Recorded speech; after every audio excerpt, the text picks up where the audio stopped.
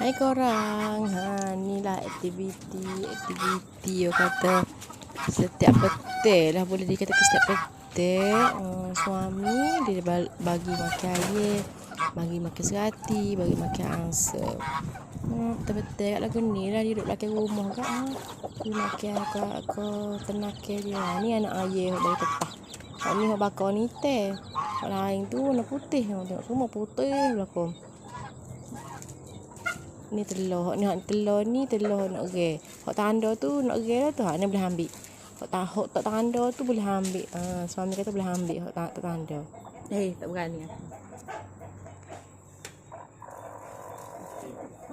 Uish, banyak ah. Ni gerai ni.